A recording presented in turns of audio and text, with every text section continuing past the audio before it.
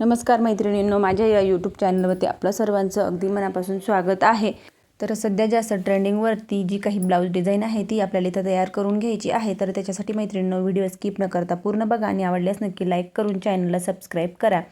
तर तुम्ही जो कोणत्या साईजचा ब्लाऊज शिलाई करत असणार त्या मापानुसार शोल्डर, मुंडा आणि ब्लाऊजची उंची टाकून घ्यायची आहे। तुमच्या आवडीनुसार ब्लाऊजचा जो काही गळा आहे तो आखून घ्यायचा आहे। तुमच्या आवडीनुसार कमी जास्त उंची घेऊ शकतात। आणि त्याच्यानंतर मग इथे हे अंतर मी 10.5 इंच गळ्याची पूर्ण उंची घेतली आणि त्याच्यानंतर मग 10.5 इंचापासून 1.5 इंच किंवा 2 इंचावरती पॉईंट देऊन आणि या पद्धतीने शेप देऊन घ्यायचा। जर शेप चुकला असेल तर पुन्हा आपल्याला तो बरोबर सेट करून घ्यायचा। तर अशा पद्धतीने बरोबर मी आकार देऊन घेतला। त्याच्यानंतर मग खालच्या बाजूला 1.5 इंच किंवा 2 इंच हे अंतर तुम्ही कमी जास्त घेऊ शकता। तर मी 2 इंच अंतर मोजून घेतला आणि ह्या पद्धतीने पुन्हा मग गळ्याला शेप देऊन घेतला। अशा पद्धतीने डार्क करून आपण जेवढं काही आखून घेतलेला आहे हा भाग आपल्याला बरोबर अगदी हळूवारपणे कट करून घ्यायचा आहे।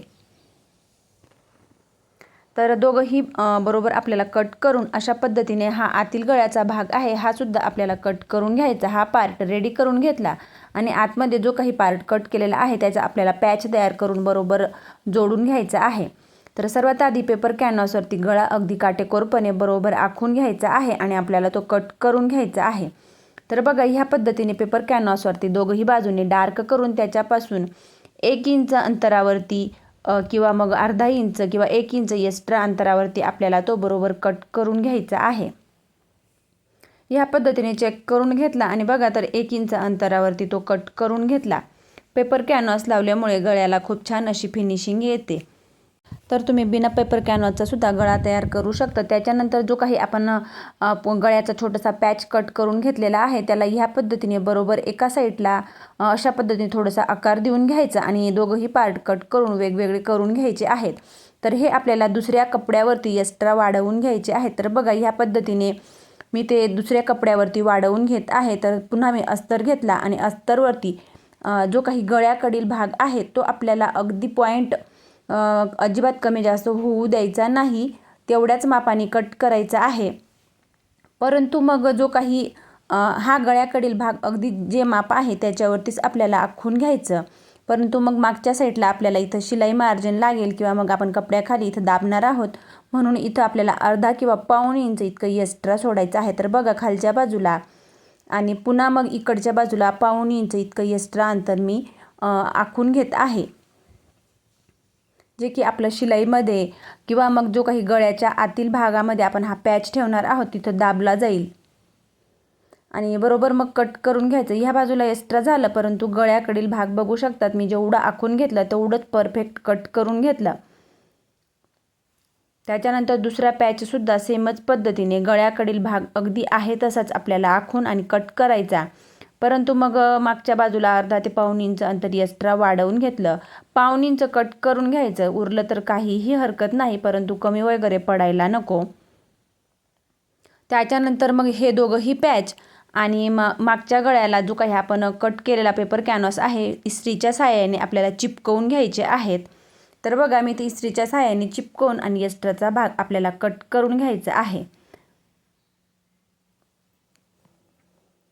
सर्व पार्ट ह्या पद्धतीने कट करून घ्यायचे। दोघंही पॅच आपल्याला बाजूला ठेवायचे आणि त्याच्यानंतर मग आपण गळ्याला जो काही पेपर कॅनव्हास चिपकवून घेतलेला आहे तो तिथं आपल्याला ब्लाऊज पीस ठेवून आणि बरोबर तो मागच्या गळ्याचा आकार तयार करून घ्यायचा आहे। तर बघा ब्लाऊज पीस उलट बाजूने अशा पद्धतीने ठेवून घेतला। त्याच्यानंतर मग गळ्यातील आतील भागामध्ये जेवढा काही पेपर कॅनव्हास आहे एक दाब इतपत किंवा मग पाव इंच इतके अंतर एक सारखी शिलाई टाकून घ्यायची आहे।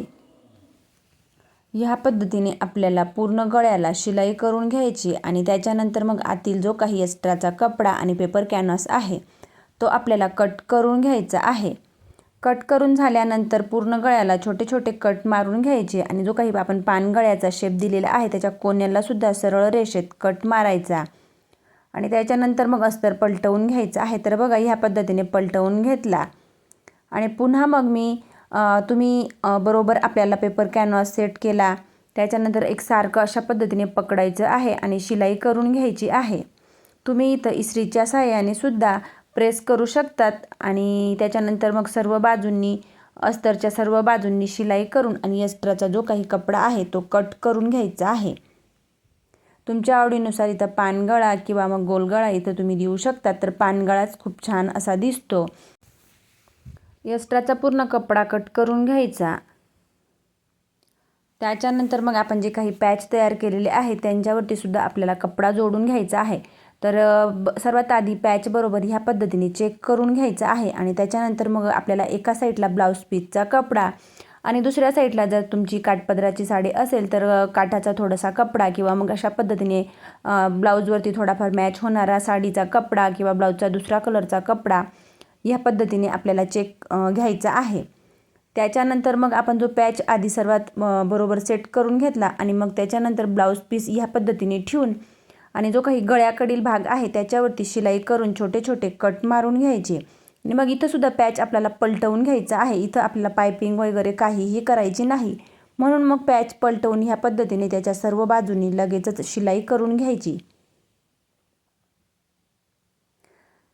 त्याच्यानंतर दुसरा पॅच आपण ब्लाऊज पीसचा जो काही कपडा आहे त्याचाच बनवणार आहोत, तर त्याच्या आधीसुद्धा आपल्याला बघा दोघंही पॅच ह्या पद्धतीने चेक करून घ्यायचे आहेत, कारण उलटसुलट झाले तर ते आपल्या एकाच साईडचे तयार होऊ शकतात। त्याच्यासाठी मग जोडण्याआधी चेक करून घ्यायची। मग पुन्हा मग गळ्याकडील भागावरती शिलाई करून एक्स्ट्राचा भाग कट केला।